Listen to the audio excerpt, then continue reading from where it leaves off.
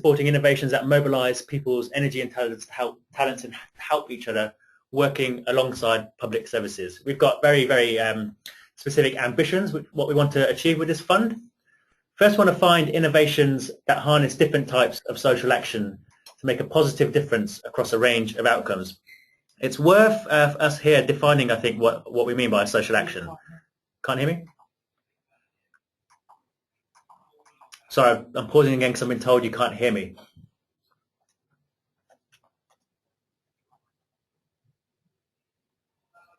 Is it just someone individually, or is it the group that can't hear me?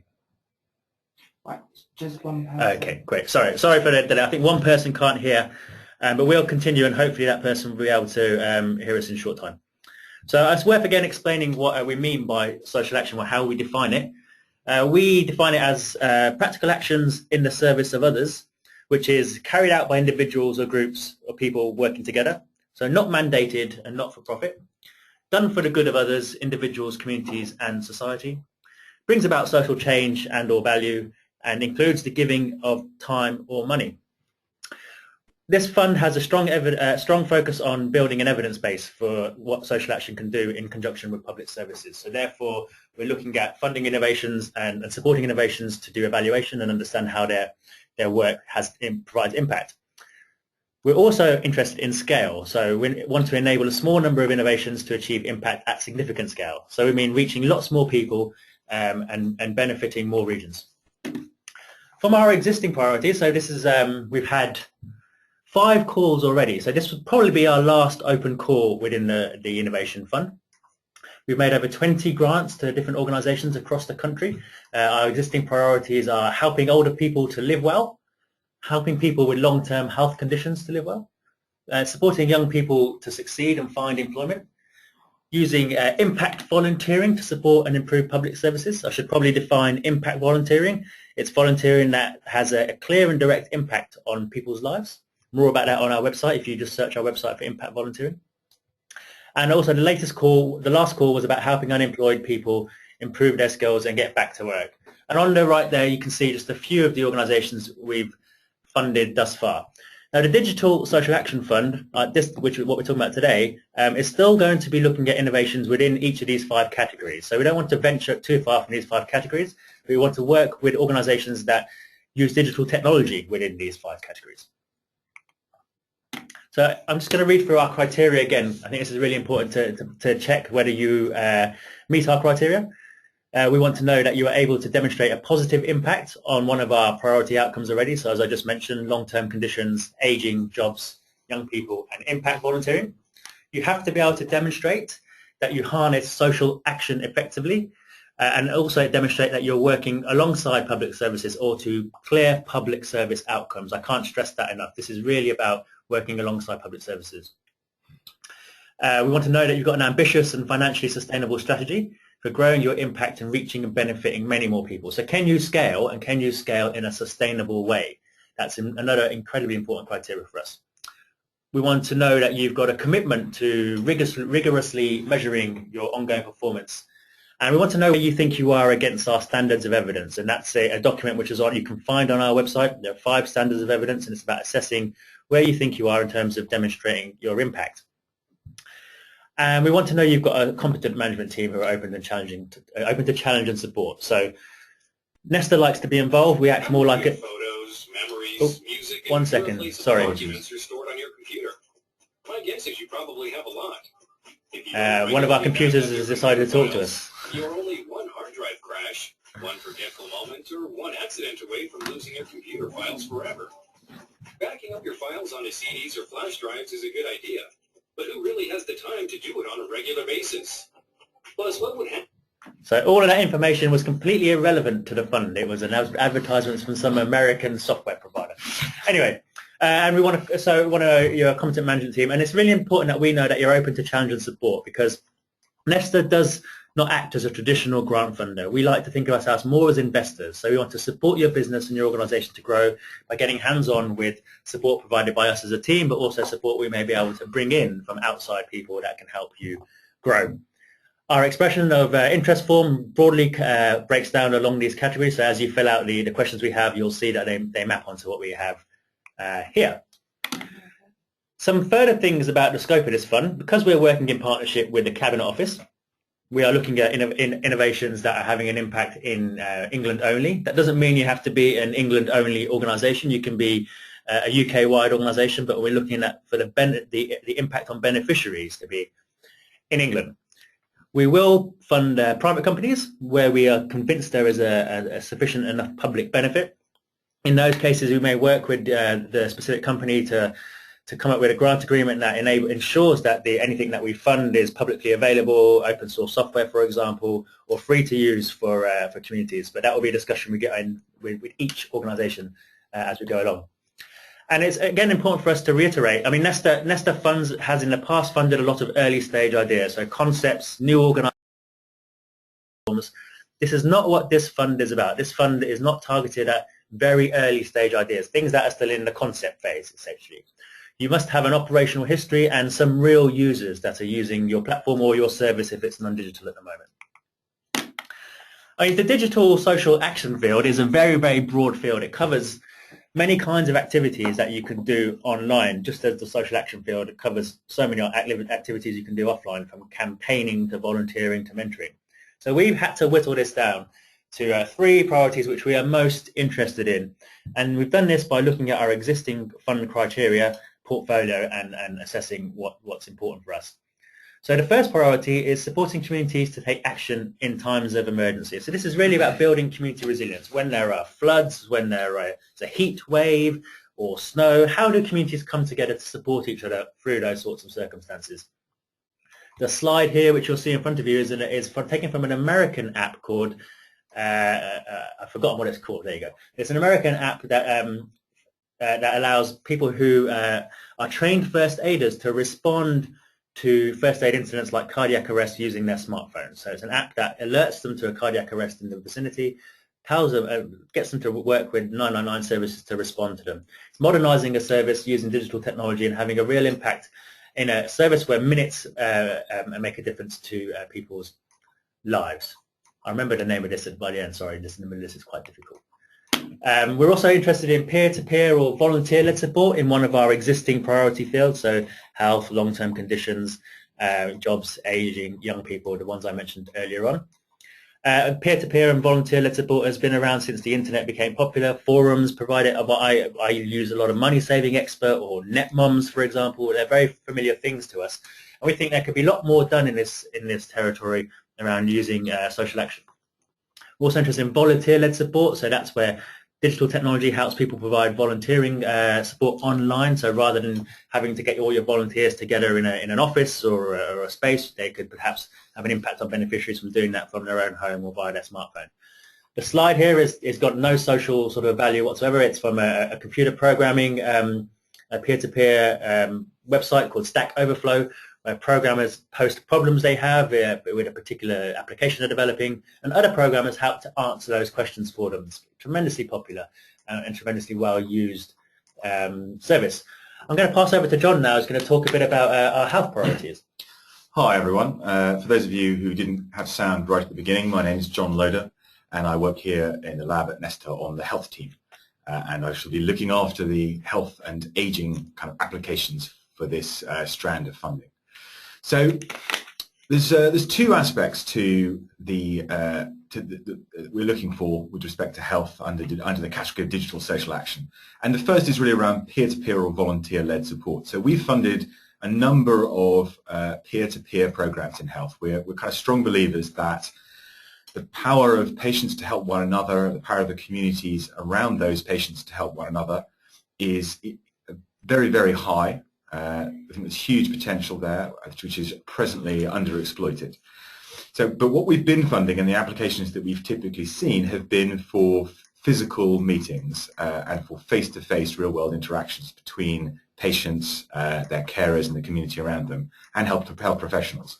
Now, we think that's great and that's really valuable, but we'd love to see some people exploiting the digital medium in a more innovative, effective, and imaginative ways to help peers, patients, specifically in a health context, support one another, bring in the community around them, and where appropriate, also including health professionals in that interaction.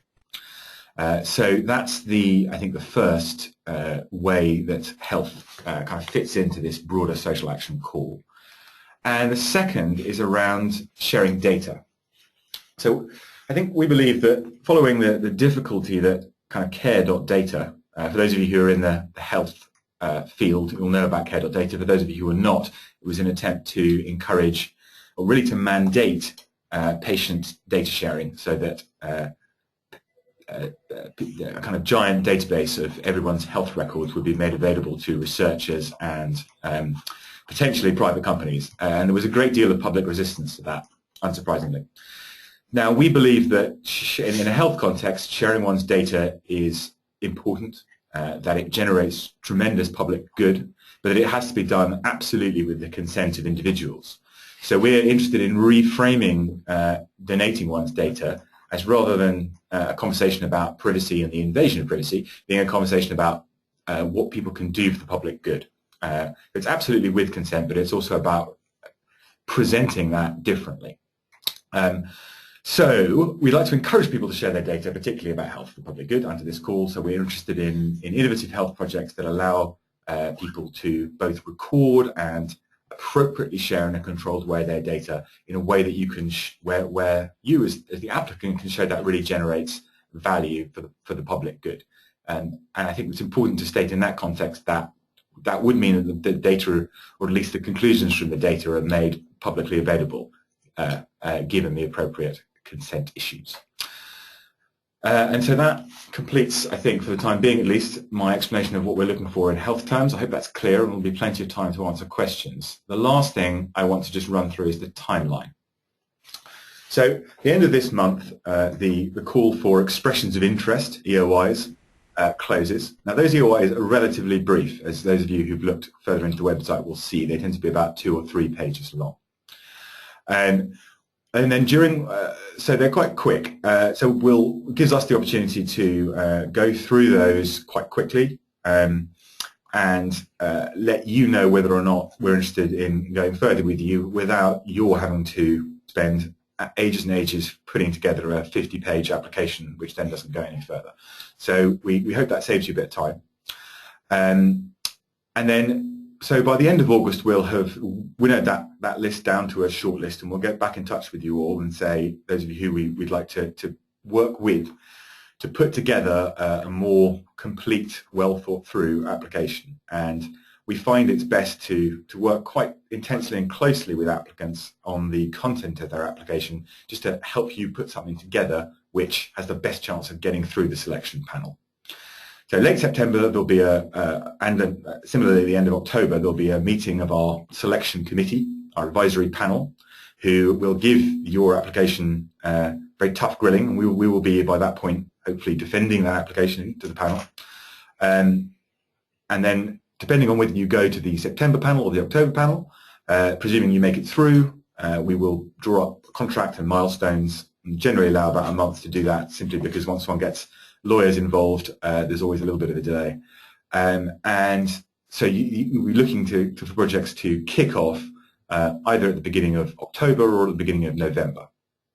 I think the things to say about this application process, just to kind of re-emphasize one point, which is that we expect to work quite closely with you to craft the application, and you'll get quite a lot of support from us, hopefully, in turning that into something which is kind of close to meeting the funds criteria. So that's why it takes a little bit longer than some other funding processes, but at the same time we've learned through experience that this is the way to get applications which really do what we're asking for. And hopefully you'll find that a useful experience too. Most people do. And so I think that takes us to the end of the slides, and now we're open for questions. So hopefully you've been adding questions to the sidebar alongside at the side of the presentation website. Our colleagues have been curating those as we've been going along, and we'll be passing questions over to us, which usually questions which quite a lot of people have asked, or have asked a similar question. And we'll certainly be, if you know, as time goes on, please feel free to continue to add questions to that list, and our colleagues will be curating. Finally, my email address is on the website under this call, as is my colleague Manny's. So further questions, ping me a quick email, and we'll try and get back to you as quickly as possible. It's going to slightly depend on whether we get a flood of emails or just a few, but we'll do our absolute best. So thanks very much. We're going to pause for a few minutes now while we get given the list of questions, and we'll be back with you.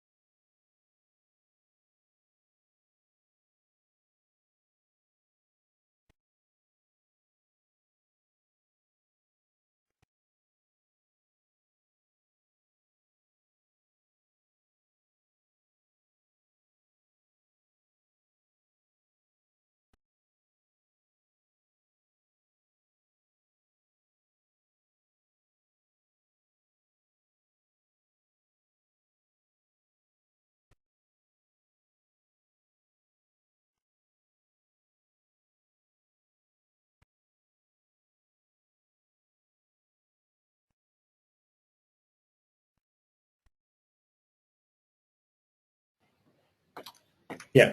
Okay, welcome back everyone. Sorry for that couple of minute delay. We just had to change around a bit of our technology so we could see the kinds of questions you're asking. I don't think you can see us. I think there's a problem with the webcam. That's a benefit, I trust you, tell me. We had our work party yesterday and we're rather unsightly. But anyway, so we've got a few of your questions too. I should say I forgot the name of the app. I really should give it credit when I was talking. So it's the Pulse Point app. That's the CPR app from America, which I was presenting about, and forgive me for getting that mid-flow. So some of the questions we have we'll go into right now. Some are very simple. So will you get a copy of the slides? We're more than happy to send out a copy of the slides. We've got all your emails via your signing up to Eventbrite.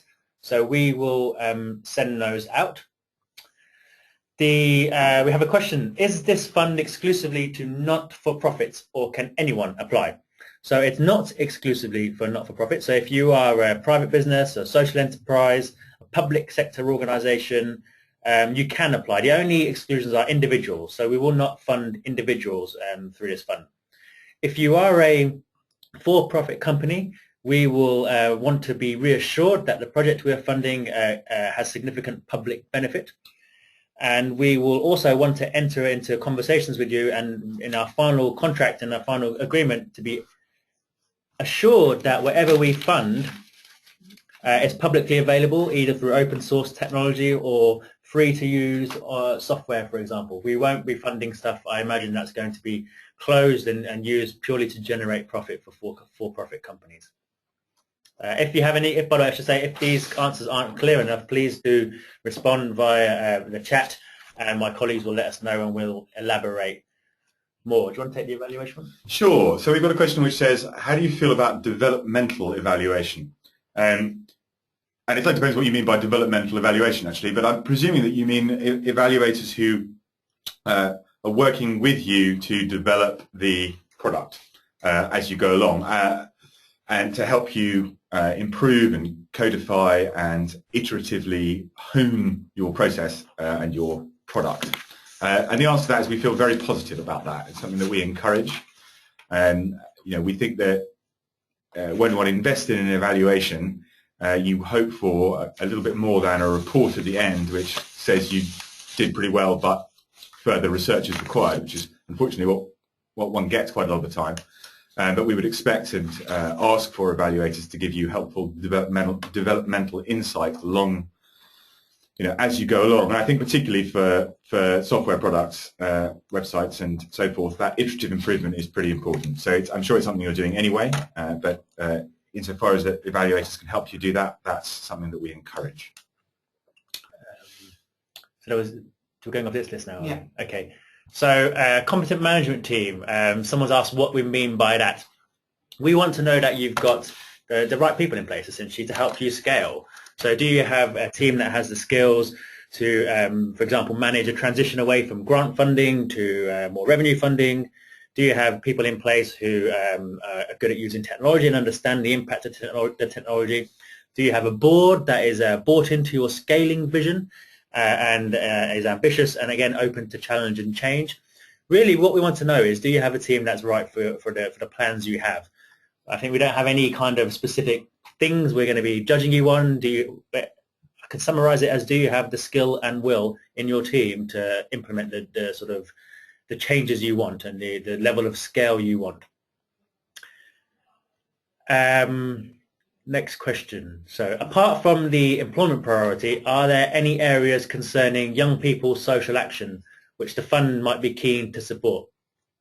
So our specific call for young people has now closed. So this is the only call that is open at the moment, and we are, of course, more than open to projects or organizations that use digital technology to get young people involved in social action. That would be perfectly within our existing remit.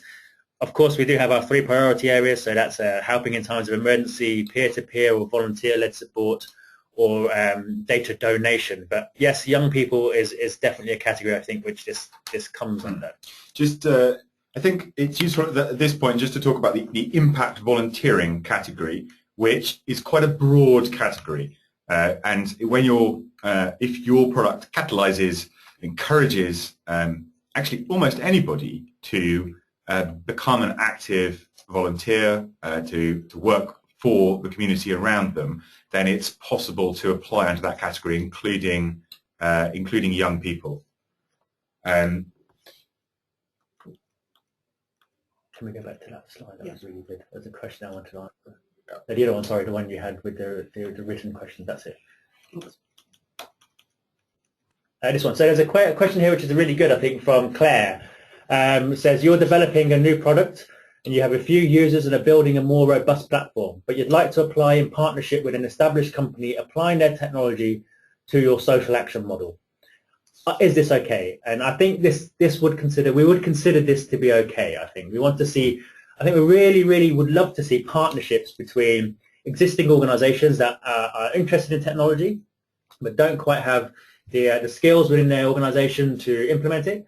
Partnering with companies or businesses that have a technology platform that could really make a difference in the social field. We think those kinds of partnerships have a lot of promise for the charity sector. So we would be really keen to hear from people who can create those sorts of partnerships. So hopefully that answers that question clearly. Yeah, there was another little bit tacked onto the end of that question, which was, do we take a broad view of long-term conditions? Or, well, actually the question was, do we take a narrow view? The answer is we take a pretty broad view of what constitutes a long-term condition. So for those of you who are in the health world, long-term conditions is often taken to mean diabetes, asthma, heart disease, and issues around breathing, COPD. We take a broader definition than that, including recovery from neurological issues like stroke. We've looked at cancer survival, or those who are living with the aftermath of any kind of traumatic disease. So we take an unusually broad view. Having said that, for this call, we won't accept things that are effectively public health. We won't accept things that are clearly neonatal, or if it's obviously not a long-term condition, then I would, there are limits. But we've taken a pretty broad interpretation of that. So I hope that gives you some sense of clarity there. Let's see what else is up there. Are we comfortable with proposals that include elements that cut across all the areas you identify? Yes, we are, but it does. What I've found with many applications which attempt to do that is that they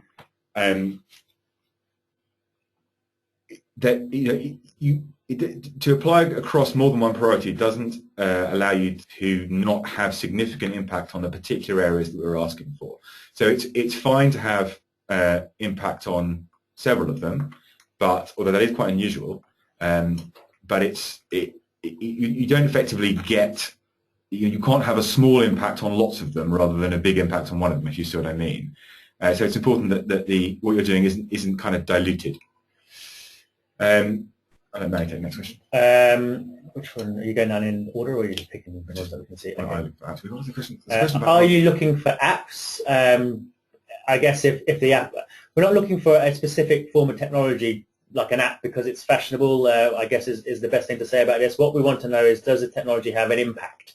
And I think any proposals you have, we'll be really assessing whether you've thought about the right technology for the kind of impact you want, rather than the technology which you think is gaining attention at the moment. I think that's really important to emphasize. So some of the most impactful technology may still be around SMS text messaging. It could still be around email. It could still be around online forums, and not necessarily mobile applications. But broadly speaking, apps does fall in within our category of what we're looking at.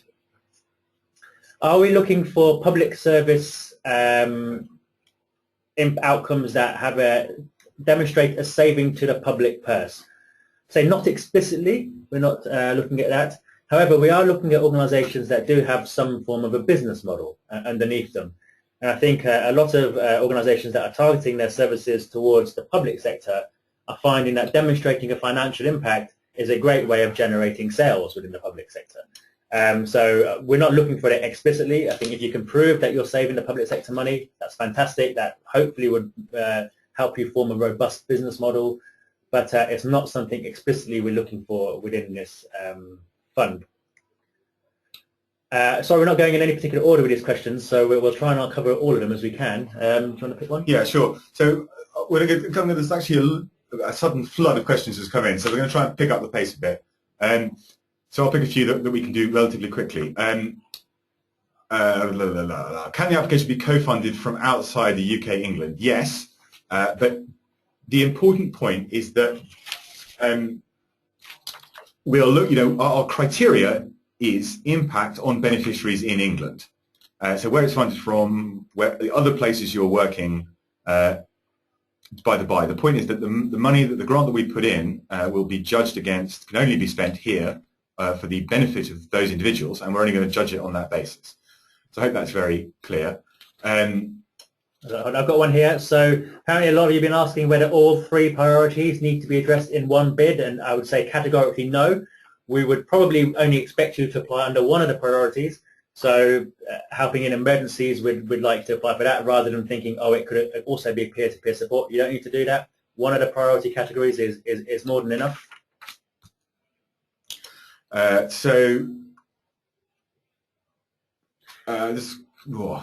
you clarify the period of time the project is expected to run? So, the fund officially ends at the 31st of March 2015, so we will be looking at generating a grant agreement that has milestones broadly going to that period, but we won't say it has to cut off at that particular point. If it needs to go a little bit beyond that, that's fine. We're not a traditional grant funder that says you must spend all the money by the end of a financial year, but it's quite a short grant period we're looking at at the moment. Could we include conditions like autism? Yes. Can you get your presentation at the end? Yes, you can. Could you get a group of companies coming together around a project? Yes, but just to go back to the point that we're not interested in things that are purely at the concept stage. So you're going to have been working. At least one of you has to have something which has some operational track record previous to your application, and that you're looking to kind of expand that together. So a question here, can the bid be used for buying IT equipment and setting up centre for learning within the community? There's no restrictions on spending or not spending the money on equipment. So there are, sorry, forgive me. Yeah, I'll send out a final judgment on that one, because there's some slightly complicated rules on, because this money comes from the Cabinet Office, there are some rules on capital spending, which let me check up on and get back to you. They're normally not a problem for computer equipment, which are viewed as, because they have a relatively short life, but there certainly isn't a fund where we're doing the money is typically spent on a kind of big kit out, because it's quite hard to demonstrate impact. So I will get back to you specifically on the capital point. And the broader thing with the idea around setting up sort of a physical space is around scalability. So that's another thing to bear in mind when you're thinking about that idea. But thanks for clarifying that, John. We just had a sort of question about whether we'll go through all the questions and publish the answers. Yes, we will do that. We'll probably do that within a week or so, and we'll send that out to all the people who have registered on Eventbrite. Match funding. I've got a question about match funding. We are encouraged by seeing match funding alongside our own. That can be in kind, and quite often is. So either it does, we are kind of sensible about this, but for example, if we get an application from a large charity who has significant grant and donation income already, we do like to see some match funding from them, just to show that they are as committed as we are. For very small institutions, we don't necessarily expect the same thing. So a question here about from Daniel Bladen, can you approach the EOI as a group of companies coming together around a project? Yes, you can. There would have to be one lead partner though. We would need to sort of have that and take responsibility for the EOI and ultimately sign the contract. So you can come together in a consortium to apply for funding. I've got a question about how long the project is expected to run. I mean, the project depends on how we look at this. So we're often funding organisations to scale. So the organisation's activities may well continue beyond the lifetime of the grant. In fact, we would prefer those activities to continue beyond the lifetime of the grant. But broadly speaking, we'll expect our funding and our major milestones to be completed within our funding by in and around March next year. So no specific deadline on how long your project is expected to run, because we would like it to continue beyond our funding, essentially.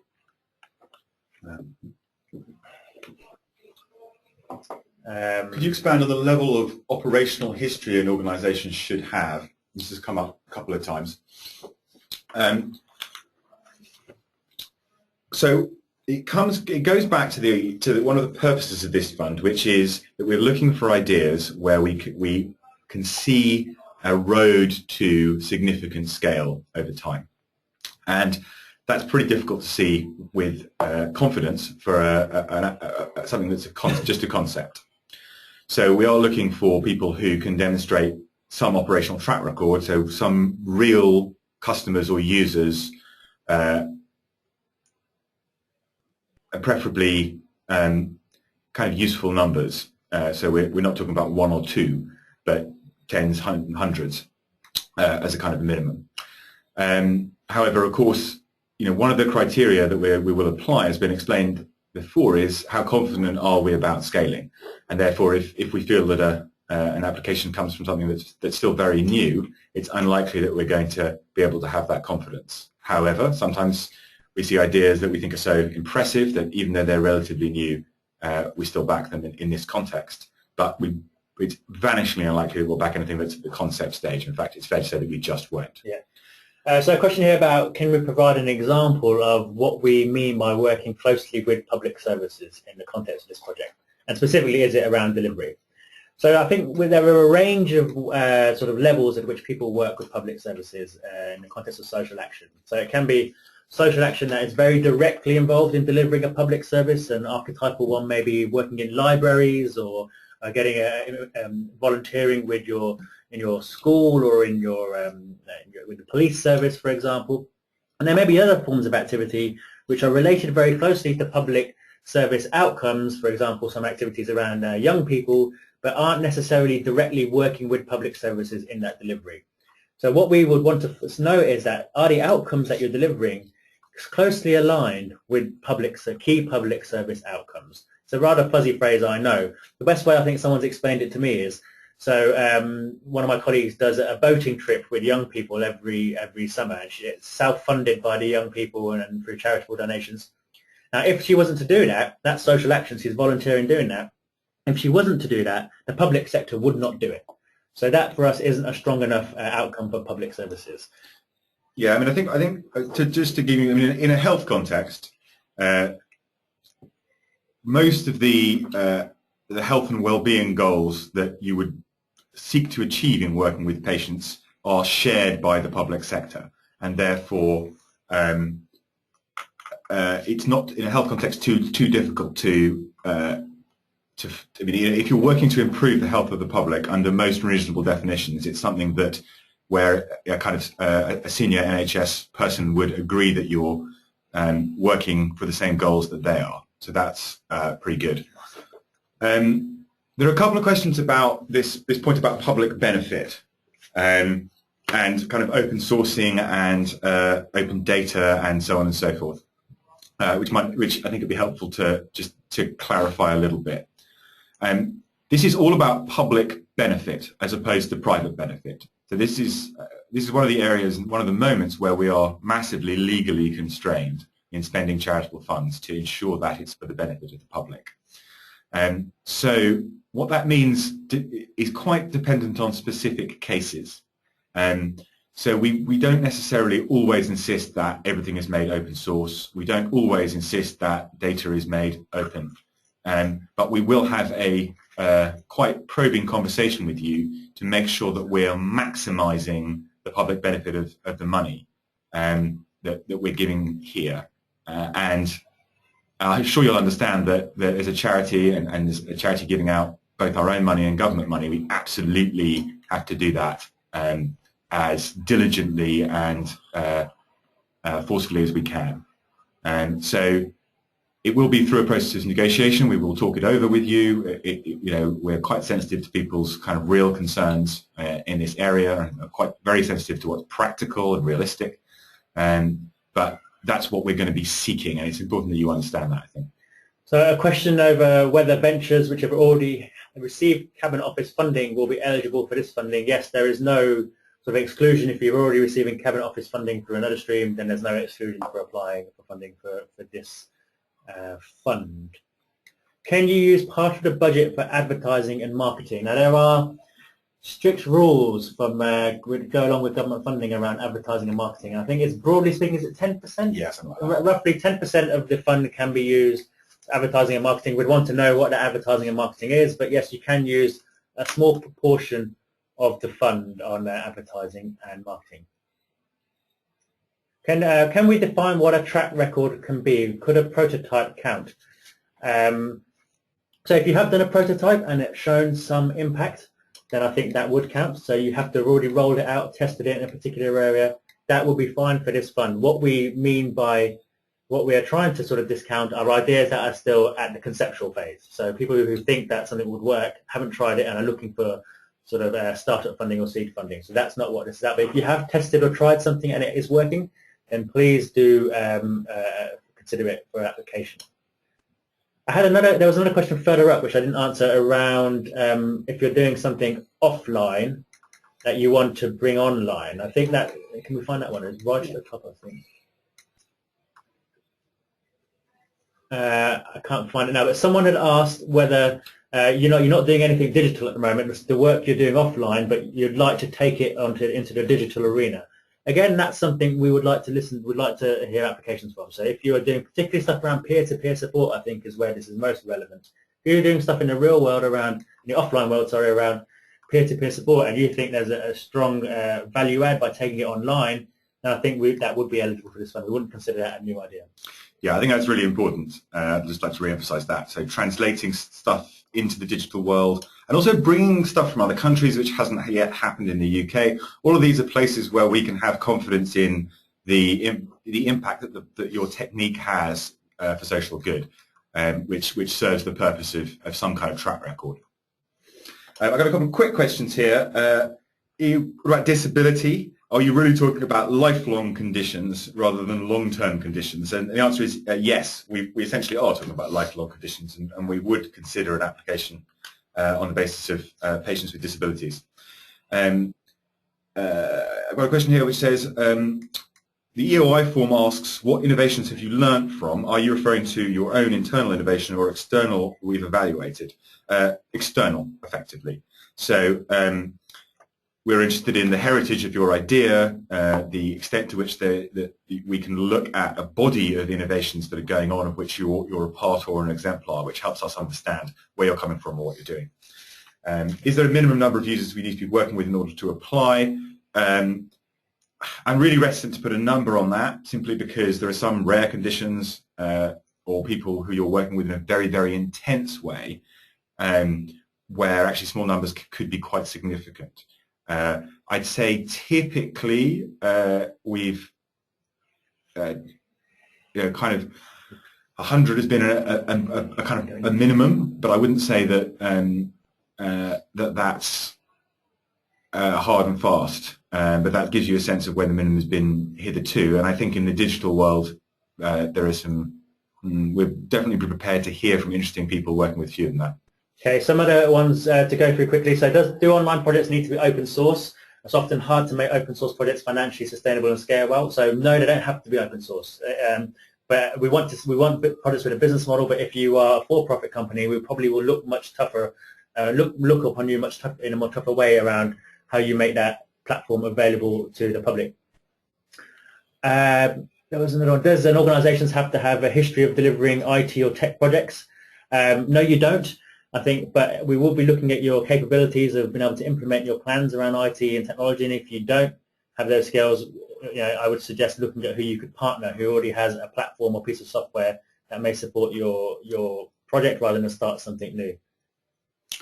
Do you have a suggested cost per volunteer? No. I think it does have to be. You do have to think if you're serious about scaling and you need funding from people, then you've got to think about do you have a compelling value proposition either to public sector commissioners or directly to users or through some other source. But no, we don't have a kind of rule for that. So, question for how much evidence of success is required? It's from Luke Nicholson. If, for example, you have a user-tested prototype that's attracted support but not been deployed, is that eligible? I would probably say it's unlikely to be eligible. We want to see that it has some form of deployment, some form of users behind it. But again, that I would say that there may be some grey area, and that depends on whether you're taking an existing service online, for example. How much support and guidance or involvement will there be from you once the project is kicked off? So this is really important for us, and when we make our decision around grant funding, we want to know as an organisation we can add value to you beyond just the finance. So you will get grant support, but you'll also get quite intensive support from your grant managers. We don't call them grant managers, they're project managers, program managers, sorry, and you will also potentially have access to other forms of non-financial support. So at the moment, we're providing organisations with a bit of external comms support. We may be providing with HR support and other kinds of support which you need when you're scaling, and mentoring as well, sorry, I should say. We will provide you with access to a mentoring network. So we're really keen on getting hands-on with you, helping you scale, asking difficult questions of you as well. So knowing that you're open to challenge and open to pivoting in one direction or another in your scaling is important. We've reached our allotted time. I realise we've been speaking very fast and answering these questions as quickly as possible. There have been lots of questions. We will go through this list of questions that people have asked, and we will answer them. Again, even the ones we've answered here, we'll put short answers to, and we'll send them out to you via the emails you've registered with Eventbrite. As John said earlier on, if you do have specific questions you want to ask of us, our email addresses are on the website. It's john.loader@nesta.org.uk and mandeep.hoti@nesta.org.uk. Depending on the volume of emails, it may take us a long time to get back to you, but hopefully we'll be able to get back to you quite quickly. I hope this has been useful. We realise it's not the most ideal format, but it's great for us to be able to reach large numbers of people and for you guys not to have to travel all the way to our offices here in Chancery Lane. The fund is open until the 31st of July, so please, upon taking the information you've heard today, re-look through our criteria, reconsider what we're looking for, and we hope to receive many EOIs at the end of it. John's just got something he'd like to say. Yeah, I'd like to just say one thing. So for those of you who are in the digital health space, because we have some quite specific criteria here, some of you may feel this is perhaps not fun for you, but I think it's fair to say that NESTA is particularly interested in digital health at the moment, and there will, fingers crossed, a good chance of some further funding streams coming over the next, well, probably kind of in the new year, more likely than not if it comes at all. So what I'm really saying is watch this space for digital health in NESTA, and even if this fund isn't quite right for you, I hope that we might be able to do something in the future. And I should also anyone who's asked questions who we haven't answered, I should apologise for that as well. It's been very fast-paced, but thank you for bearing with us. So we're going to sign off now. Thanks very much for listening to us, and we'll be in touch with a list of questions and answers within the next week or so. Thank you very much.